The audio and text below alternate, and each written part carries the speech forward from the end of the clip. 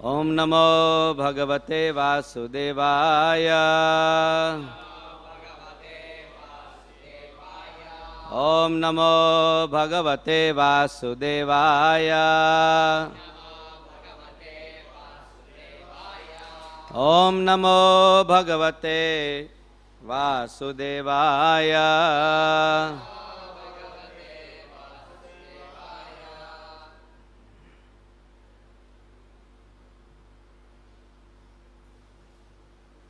यर्हि अंगना दर्शनीया कुमारलीलौ अंतःव्रजे तत् अबला प्रगृहीत पुच्छे वत्से इतः ततः उभौ अन्युकृष्यमाणौ प्रेक्ष्यन्तः उज्हितः गृह जजृषु हसन्त्य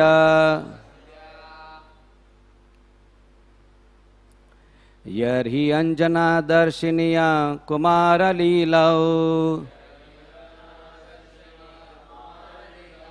अंतर्व्रजे तद अबला प्रगृहीत पुच्छे वत्सैर इतस्तता उभव अन्युकृष्यमाणौ प्रेक्ष्यन्त्य उज्जित गृह जजृषु हसन्त्या यर्हि अंजना दर्शनया कुमारलीलौ अंतर्व्रजे तद अबला प्रगृहीत पुच्छे वत्सैर इतस्ततौ भौ अनुकृष्यमाणौ प्रेक्ष्यन्त्य उज्जित गृह जजृषि हसन्त्या यर्हि अंजना दर्शनीया कुमारलीलौ अंतर्व्रजे तद अबला प्रगृहीत पुच्छे वत्सैरितस्ततौ भौ अनुकृष्यमाणौ प्रेक्ष्यन्त्य उज्जित गृह जगृषुर हसन्त्या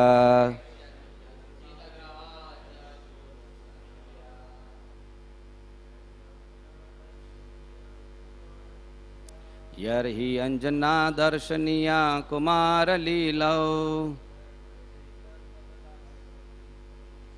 अंतर्व्रजे तद अबला प्रगृहीत पुच्छे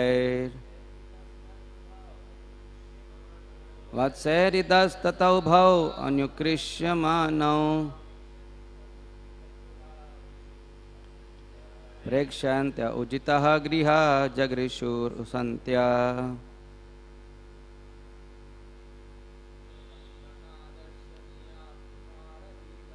यर्हि अंजना दर्शनीया कुमारलीलौ अंतर्व्रजे तद अबला प्रगृहीत पुच्छे वत्सैरितस्ततौ भौ अनुकृष्यमाणौ प्रेक्ष्यन्ति जगजिता गृह जगृषिर हसन्त्या लेडीज यर्हि अर्जना दर्शनीया कुमारलीलौ अंतर्व्रजे तद अबला प्रगृहीत पुच्छे वत्सैरितस्ततौ भौ अनुकृष्यमाणौ प्रेक्ष्यन्त्य उज्जिता गृह जगृषुर हसन्त्या यर्हि when Anjana दर्शनीया visible only to the ladies within the house Kumara Leelau. The pastimes of Sri Krishna and Balaram exhibited as children. Antaha Vraje, within the inside of Braja, in the house of Nanda Maharaj. Tad, at that time, Abala, all the ladies, Pragrihita Puchhe, the ends of their tails, having been caught by Krishna and Balaram. Vatse, by the calves, itaha tataha, here and there, Ubhav, both Krishna and Balaram, Anukrishyamanau, being dragged, Prekshantaha, seeing such things, Ujjita, giving up, Griha, their household affairs, Jagrushu, enjoyed very much, Hasantya, while laughing. Translation prepared by His Divine Grace Srila Prabhupada. Within the house of Nanda Maharaj, the cowherd ladies would enjoy seeing the pastimes of the babies Rama and Krishna. The babies would catch the ends of the calves' tails, and the calves would drag them here and there. When the ladies saw these pastimes, they certainly stopped their household activities and laughed and enjoyed the incidents. Purport. While crawling in curiosity, Krishna and Balaram would sometimes catch the ends of the tails of calves. The cows, feeling that someone had caught them, would begin to flee here and there. And the babies would hold on very tightly, being afraid of how the calves were moving. The cows, seeing that the babies were holding them tightly, would also become afraid. Then the ladies would come to rescue the babies and gladly laugh. This was their enjoyment. Om Jnanatimmirandhasya Jnananjana Shalakaya Chakshurun Militam Yena Tasmai Sri Guruve Namaha Sri Chaitanya Manobhishtam Sthapitam Yena Bhutale Swayam Rupa Kadamayam Dadati Swapadantikam Vandeham Sri Guru Sri Yuta Padakamalam Sri Gurun Vaishnavamscha Sri Rupam Sagrajatam Sahagana Raghunathan Vitam Tam Sajivam Sadvaitam Savadhutam Parijana Shahitam Krishna Chaitanya Devam Shri Radha Krishna Padam Sahagana Lalita Sri Vishakhan Vitamscha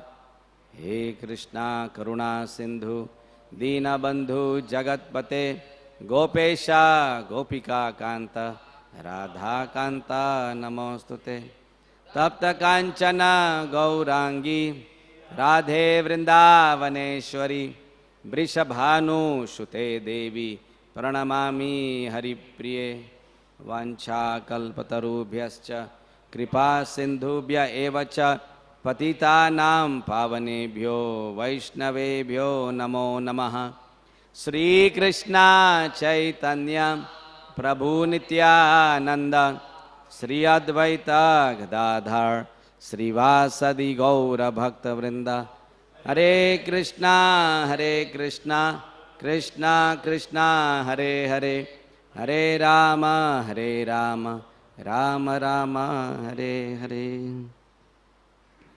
Hare Krishna. Reading from Srimad Bhagavatam, Canto 10, Chapter 8, text number 24.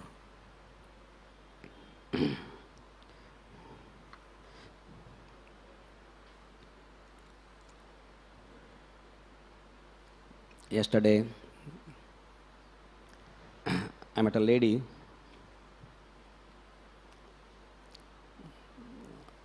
came from Pakistan as a child when the division was going on, independence movement. They were thrown out of the country and they were sent here. As a child, that lady lost both her parents, and she was raised by some other people. As she grew up, they deserted her, and she was left all alone in this world.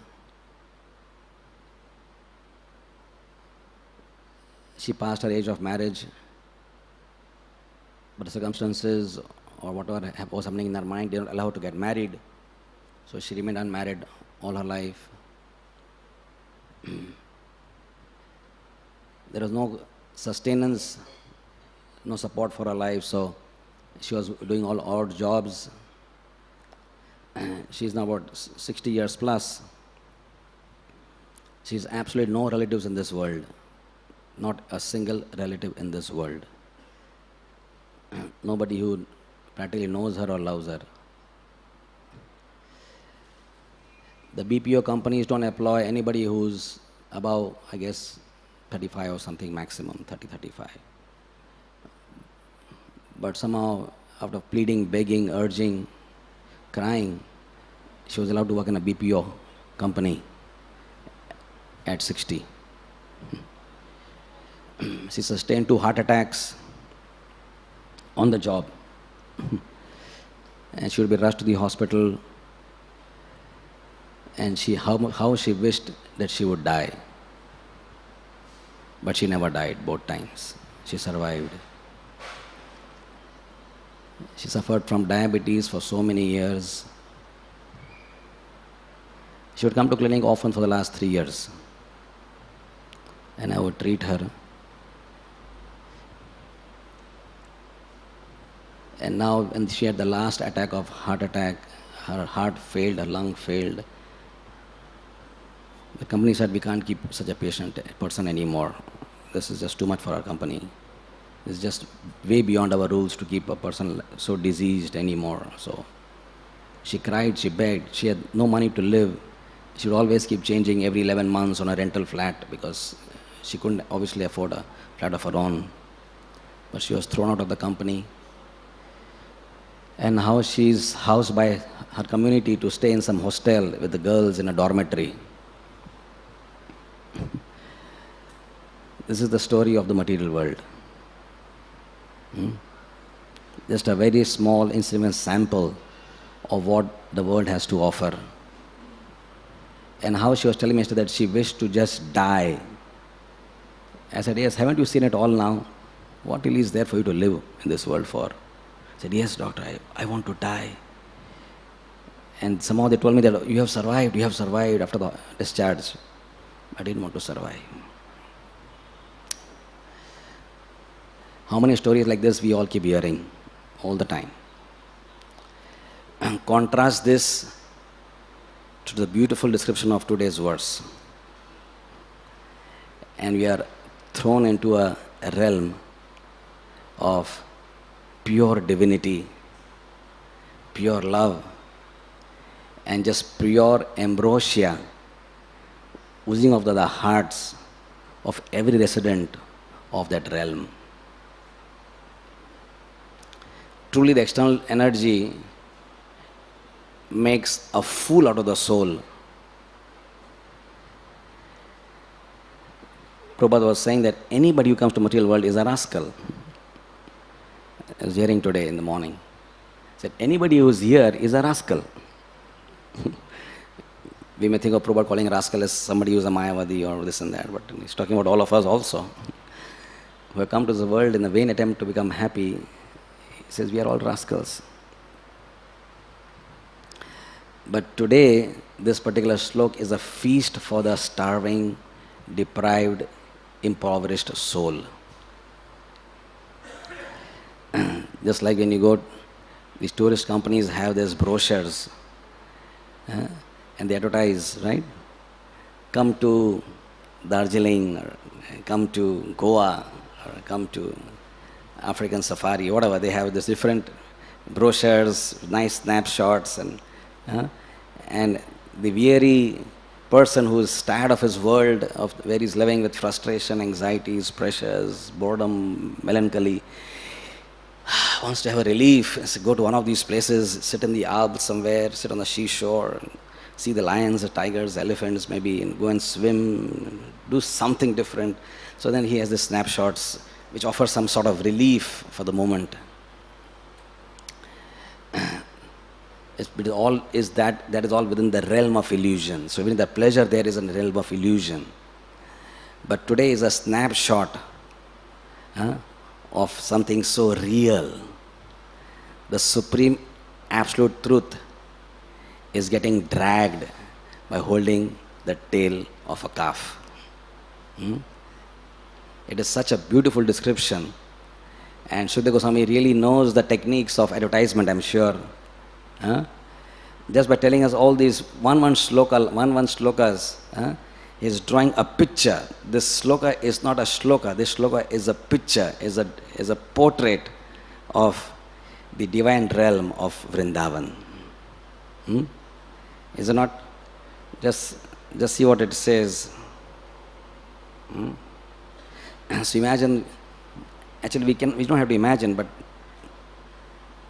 we can sort of try to get absorbed in this. And he said, the realm which is being described is the house of Nanda Maharaj. Obviously, it is a beautiful palace with chandeliers and curtains and beautiful marbles and onyx. He's a big king and zamindar. But in that realm of Nanda Maharaj's house, we are getting to see Krishna's private life. This is his private life. This is not public life. This is private. This is within the house of Nanda Maharaj. It says here, Antah Vrajay. This is within the deep realms of Braja. Something very special is happening. Yesterday we read about how Krishna finds the greatest pleasure in no cosmetics of this world. You know how much cosmetics industry is there, how much the women and the men want to adorn their bodies with all sorts of luxurious cosmetics. But the person who can afford, the person who has everything to use in the cosmetic world, would rather use the cow dung, the cow urine, and the mud of Vrindavan as his ornament, and feels himself most happy to, flood himself with that ornamentation. This is the Supreme Absolute Truth's cosmetic. And that, as I said yesterday, it enhances his beauty, because that means it is acting as a cosmetic. Cosmetics enhance your so-called beauty. That's why you put them. Of course, Krishna is already all beautiful, but nonetheless, when he is smeared with cow dung, now if you and I were to get smeared by cow dung, we would not look beautiful. We would not all look beautiful. We would look horrible. We would take a bath immediately if somehow we got into that. But Krishna looked so beautiful with all these things. Right? So Shukdev Goswami is somehow trying to attract our hearts to this beautiful realm again. This is not illusion, this is Jivera Karane Asya Prapanche Leela Kalyaso Vistara. So our hearts should have been by now prepared, after having gone through 10 cantos, to relish this very, very intimate nectar which Shukdev Goswami is giving us. By hearing this shloka, this particular surname is there, this big halwai is called Ghasita Ram, right?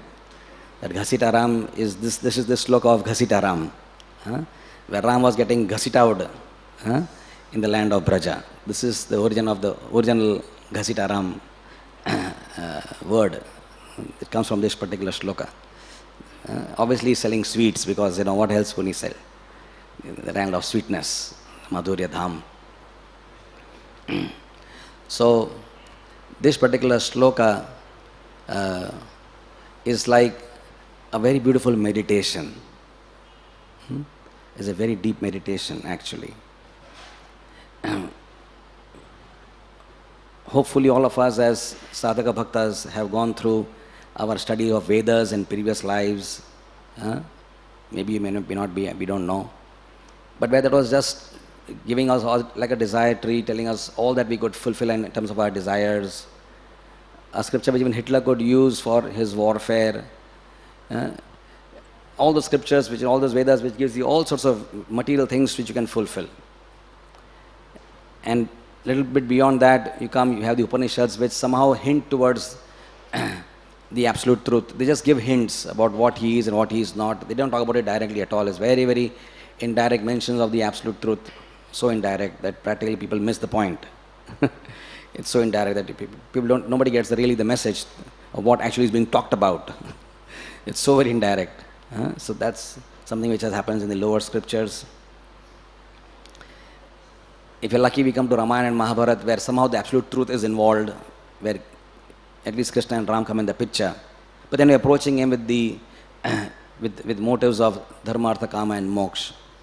So these scriptures are primarily for less intelligent people who have these desires, and they spiritualize desires by coming in contact with Ram and Krishna. But here, the Srimad Bhagavatam brings us to the very, very highest point of perfectional exposition. Krishna is exposing himself in these slokas as a most desirable object of love. Who would not like to be in such a fun place? You can see Braja is just a place of fun. We all are craving for some fun. Like we all like fun. That's why there's SL world and this world and that world and some water parks and all that. People just go for having some fun. But then it just gets over. And then most people I know who have gone there ultimately get pharyngitis or pneumonia, or many people who have come to those places. Doctor, I was 2 days back, I was in SL world, and today they got cough, they got sinusitis, the water was dirty, it contaminated the sinuses, and someone got a pneumonia, somebody fell down and broke his leg, right? So, these places are so much filled with inebriety. And then ultimately all that said and done, you can be there for a few hours and no more. Again you come back, Shenya Punya types, come back to the horrible world of Mumbai. Right? But this is not that. This is not that. This is a window to the spiritual world, a permanent invitation to stay in this fun place for all times to come. And however miserable we may be, Hayagiri Prabhu, Srila Prabhupada's dear disciple, I remember hearing him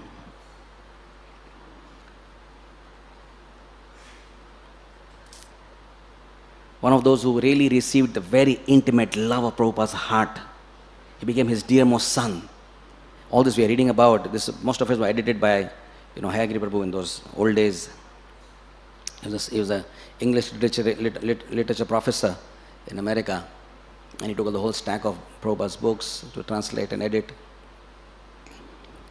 But then as conditioning would sometimes often take over us, he lost his contact with the devotees and went into a world of his previous world, the world he had known so well, the world he had tried to enjoy. That world attracted him again.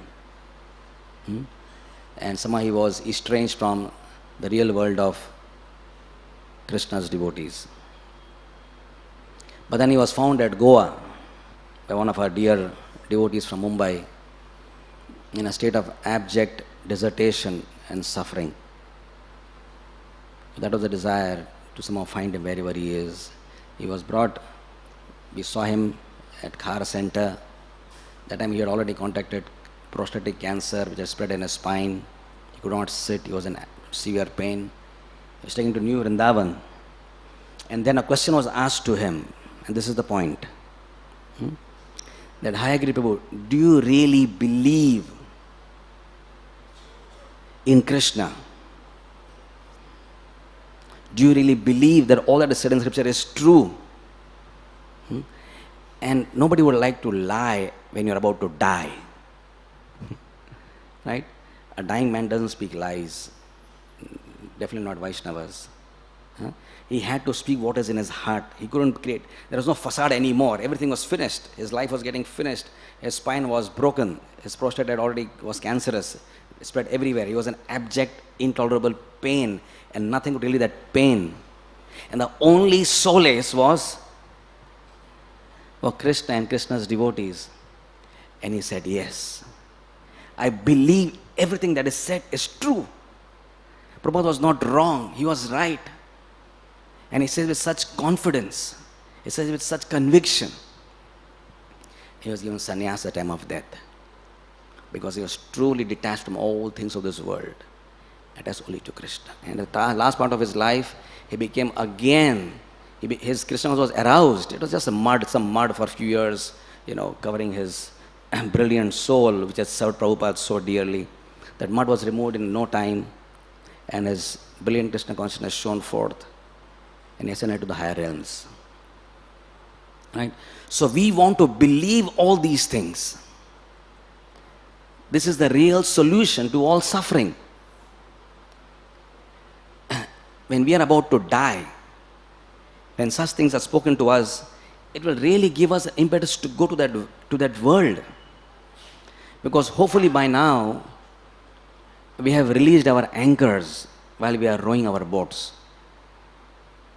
And if you are not feeling progress in spiritual life, it's only because the anchors are still strongly sitting into the dense mud of material existence. Sarojini Thakur's story is so relevant to many of us, at least to me, that we are rowing, not that we are rowing so hard, but we are rowing. That means we are doing our small share of what is expected to be done as a practicing devotee. We're chanting our round 16, however good or not so good, we're chanting. Some people are chanting 64. They're rowing harder. So that's wonderful. So they got some more impetus. They're really eager to go to that realm. Somebody is doing Nirjal, he's rowing harder. Somebody is really doing a lot of preaching, book distribution, he's rowing very hard. And that's wonderful. And while that is being done, we are all hoping that we are releasing our anchor as well. What is that anchor? The anchor is the belief. The anchor is the false promise that I can be still happy. There is still some happiness for me in this world.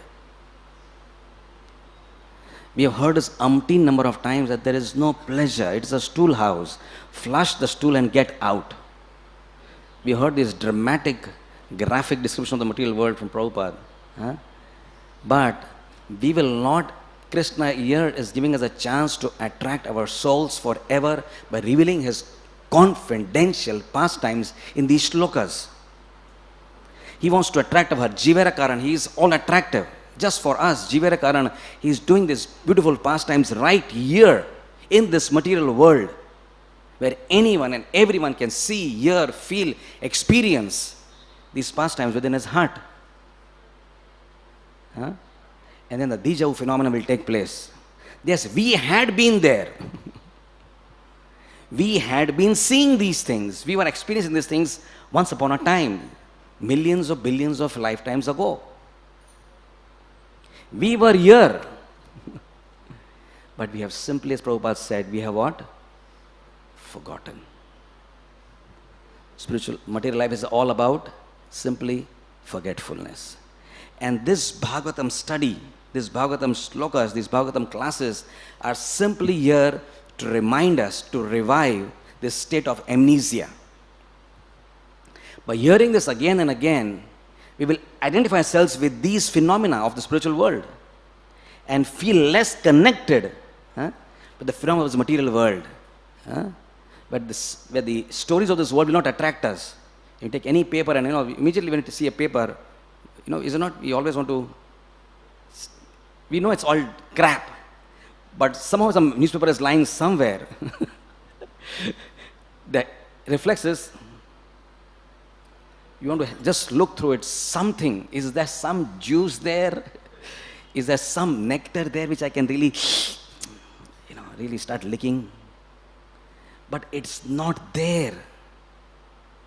It's just not there. There's no magazine, no novel, no fictional story, nothing. There's just no juice there. This is the pot full of juice here. Krishna is being dragged by the calf. This is the nectar. The supreme, Arjuna is folding his hands in front of Krishna in the, I think, 10th chapter, 11th chapter. 11th chapter. Param Brahma, Param Dhama, Pavitram Paramam Bhavan, Purusam Shashvatam Divyam Adi Devam Ajam Vibhum. Right? He's saying this to Krishna. Huh? But this is just a completely different picture. This is Parabrahma. And what is Parabrahma doing? When you say Parabrahma means, Brahma means big. That's the meaning of Brahma, right? Brahma means big. Brahma means very big. Extremely big. Brahma means infinitely big. That is the meaning of Brahman. Huh? But the infinitely big Brahman is a small baby. And he's crawling in his house. And he's playing with the calves. This is Parabrahma. And in the Param Dhama, what's happening? Nanda Maharaj has this happening. This is Pavitra. This is supremely pure pastime. Huh? And here he's not anymore Purusha. He's not Purusha anymore here. In fact, the gopis are more happier than him. He's scared here. The Brahman who was yesterday being revealed to us, the Parabrahma, he says, Nityo Nityanam, Chetana Chetananam, Eko Bhavanam Yudhatati Kaman. He is the supreme Nityo who maintains all other Nityos. And how many Nityos he is maintaining in this creation? Asankhya. The only figure I can say is Asankhya. The one who is maintaining Asankhya living entities in this world is looking for his own maintenance in the milk of his mother. He has to be maintained himself. Huh? One of the source of all the calves, and the calves has to have his own sustenance from the milk of his mother. That is the Nitya we are talking about here in the Srimad Bhagavatam 10th canto. Right? The supreme maintainer who is called as Vishwambhara, who is the Bharan portion of the entire Vishwa, has to get his own food every day, several times in a day from the milk of his mother. Is it not beautiful? It's very beautiful. And today, one who is clothing the entire world is practically naked. Right? And he's not playing some video games. He's playing with the calves. Right? It's so real. And he's getting dragged in the mud. It is just a most beautiful meditation.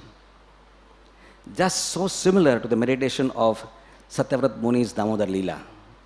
That whole pastime which we have all pictorially seen in ISKCON's paintings of Mother Yashoda running with a stick in her right hand, and Krishna with minimal clothes running in fear in front of her, that I'm going to get a whack on my back for doing this mischief today of breaking the pot. This is a similar meditation. Just imagine, Rohini is there, Yashoda is there, the gopis are there, and they're having just a nice time seeing Krishna being dragged to the land of Braja.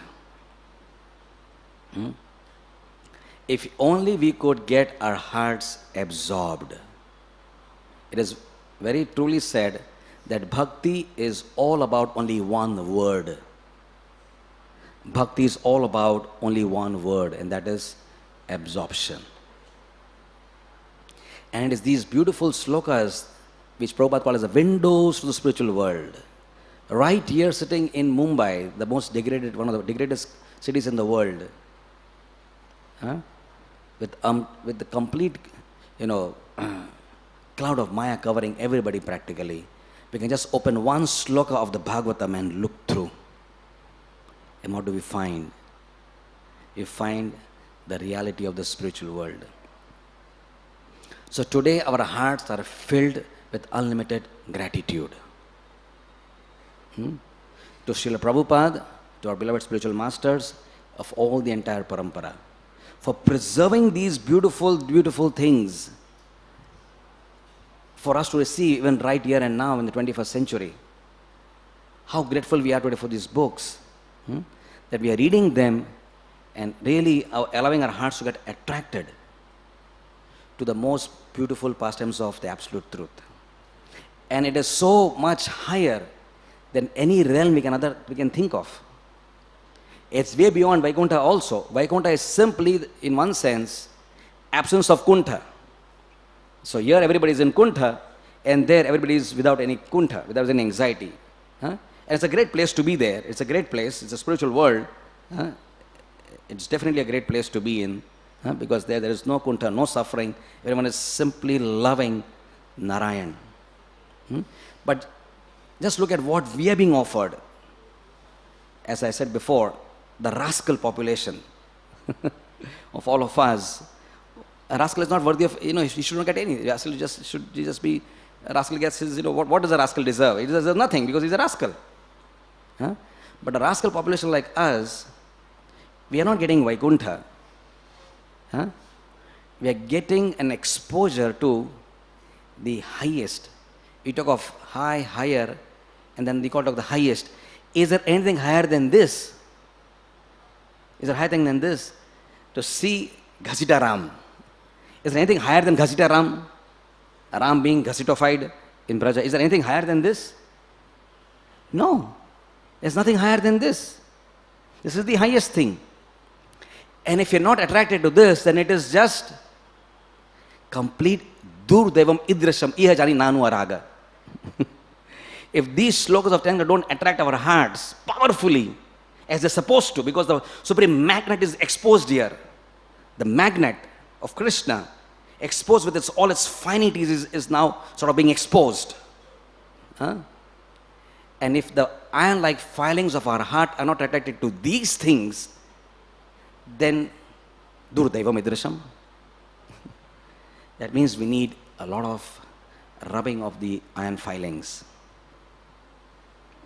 And that one quality which will allow our heart to get attracted to the magnet of Krishna's all beautiful personality is the quality of genuine humility. What is this humility? It's a very secretive quality. It is the most misunderstood quality. Sripad Maharaj says that in America, they've understood, the scientists, that there is something extremely powerful in understanding the biological nature of humility. And the neuroscientists there are spending billions of dollars in neurochemistry, neuroscience, imaging techniques, MRI techniques, spectroscopic analysis of the brain, trying to understand this factor of humility. Because they know there is something very powerful there, but they don't know what it is. And because they are into the ascending process of knowledge, they can only want to understand, that's the only way they know how to understand humility, and therefore they're doing everything they do to understand it and somehow harness the power of humility. This is a scientific fact. Therefore it is so enigmatic a quality and is most misunderstood. One important feature of humility is doing everything for Krishna to the best of your ability and remaining completely inconspicuous. That is a very special quality of humility. Generally, when we serve Krishna, we would expect at least some recognition, some appreciation, some pat for whatever you have done. The more glorious the act, the more the craving for appreciation and honor. And we are not trying to deny the human side of all of us, where some appreciation is good, is desirable. But it is definitely not the highest realm of humility. But we can see His divine grace, that He did more preaching in this world than anybody else did in the past history of mankind, in terms of His impact in the world. But we can see that He was those in the forefront. It was He was doing the preaching. But what must be His extraordinary humility, that He did not put Himself in focus at all. He was doing all the talking, He was doing all the yatras, He was doing all the farm communities, He was doing all the book distribution, He was doing writing all the books, but somehow He could only put Krishna, Krishna's devotees, Krishna's temples in the focus. So even now, many people may know Hare Krishna, but they may not know the founder's name. Some Swamiji. So he could remain completely inconspicuous and put Krishna in complete conspicuity, in complete focus. This is Hare Krishna, this is Hare Krishna. But he is not known. In fact, it's upon us to do something which make Prabhupada more popular and more known among the proper circles. Right? Instead of doing everything for Krishna, he never gave his name, he never gave it the mission, he established in his own name. He just wanted to make Krishna popular, Krishna more known, Krishna more worshipped. Huh? So when you actually become humility is synonymous with a sense of transparency. When you have a transparent glass, you have seen sometimes, there's a glass and people walk, and if they don't see the glass, it hits your nose. I had an experience before of was walking in my own dhunki, just walking, and there's a proper glass there, and you just don't see the glass, you just walk, and you walk into the glass. And you get a bump on your forehead and a nice red spot on your nose. Right? So then they have to put some sticker there or some, lines there so that at least somebody will see, oh, this is a glass, because it's not transparent. Right? So when you have genuine humility, you are there like the glass. You're doing everything there. Huh? But people don't just see you. Nobody just sees you. Things are still happening. You're physically present there, but you are not in focus at all. So if we can somehow give up this egoistic mentality to do things and still get that recognition, that's the hungry ego, the starving ego, the impoverished ego who needs to be fed from time to time. Giving for those appreciations, giving for those words, giving for those awards. And how much this in the Lions Club and all these things. You do a small thing, they get a big trophy and a big medal and there's a good pin and something they do to pep you up, the photographs and this and that. And somehow to keep on, do some welfare work, so they have to put a lot of pep up your false ego. Right? So in this way, if we can simply develop this very beautiful quality of humility, and that means that not that we are not doing anything for Krishna, because I want to be humble, if I do something I'll be proud. No, you do anything and everything for Krishna, take all risks, and do all preaching required, take all the inconveniences, but never expect anything, but the only certificate is a deep gratification of the heart, the fulfillment of the soul. But when you serve Krishna, you feel fulfilled. You feel sense of gratification, spiritual gratification, not sense gratification. And that certificate is enough. That certificate is enough. When that state of devotional service comes into the fold of our existence, then we become transparent. Then the mirror of the mind is now clear. It is transparently clear. And then our hearts get attracted to Krishna completely. Completely. When you look into the mirror of your heart, you see yourself and you see Krishna. Don't see the mud and the dust covering it. You see two people, yourself, you see beside it the love of your heart, Krishna. That's the goal of our life. And we want to allow this to happen. We want to take full advantage of what we are getting here. We want to be opportunistic people. We want to hear these stories with such attention, such absorption, such relish. We don't want to miss this chance, because 10 Canto may have been coming after about 8 years or 9 years again now in circulation. It may have come after many years, and after 18,000 slokas, and comes back again. And who knows, when the next canto comes, we'll be dead and gone. But while we are into the pages, and this is just the beginning of the 10th canto, we are just in the first 8th chapter, and there are 19 chapters to go. And probably these are the sweetest chapters, because a child is embodiment of sweetness, and he's a young child, cute girl, good boy. People want to cuddle it and like that.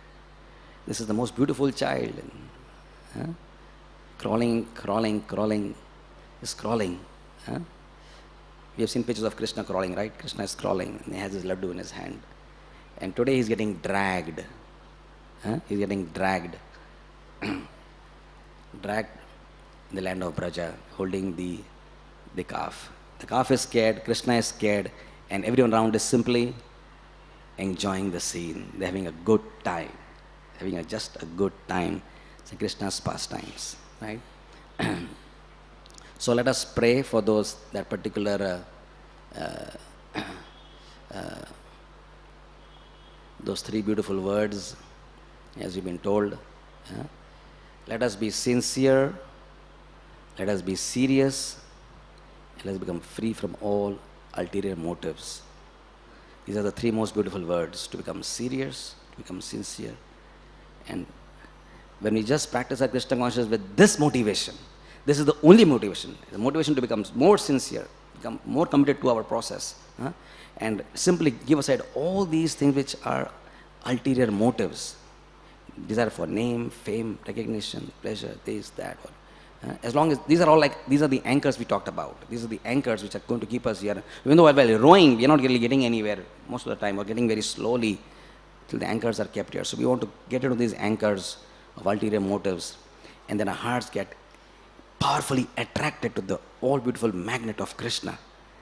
And once you're attracted to Krishna, then nothing of this world, nothing of the Swargaloka planets, Janaloka planets, nothing of this creation of the world of illusion, Bahiranga Shakti, will attract the soul again. Because he has experienced not the higher taste, but the highest taste. Hare Krishna.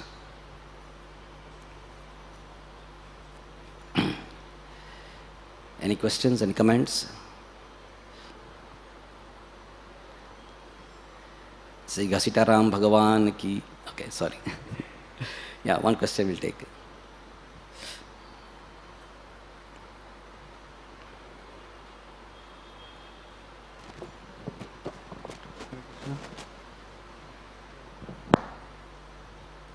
Hare Krishna.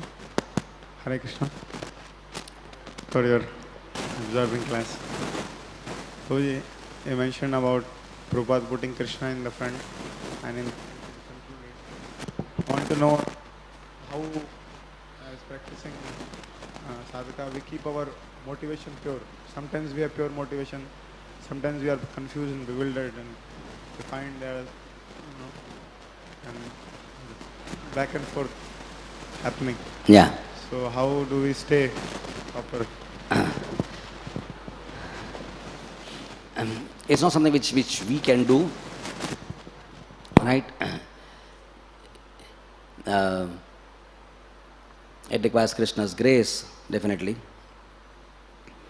But at least by reminding ourselves again and again of this as being the ideal,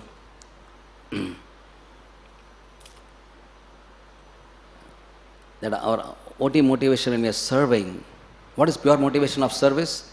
The pure motivation of service is the pleasure of Sri Guru and Krishna. That is the pure motivation. By serving his devotees, serving his mission, serving his words, right?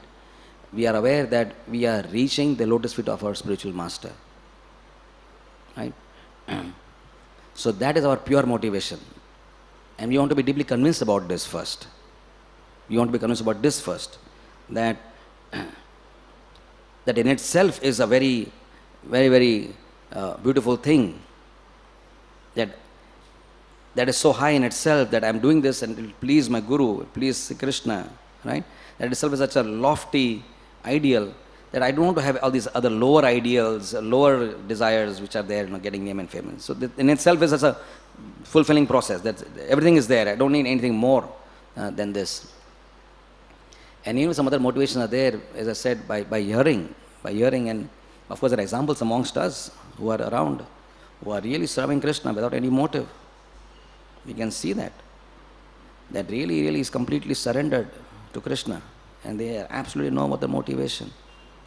Whether they get recognized, not recognized, they are in the forefront and not in the forefront, doesn't really matter. There are people who are around us here right now who are simply serving Krishna with a very, very, very pure motive of serving Sri Guru. right? And you want to touch their lotus feet if possible, but if not possible, we want to emulate their example. You want to emulate the example, definitely. So that inspiration to do the highest standards is around us. We just need to be conscious of the people around us. So this is so much better than me. Let me be like him. Hare Krishna. ग्रंथराज Shrimad Bhagavat पुराण की, श्री घसीटाराम भगवान की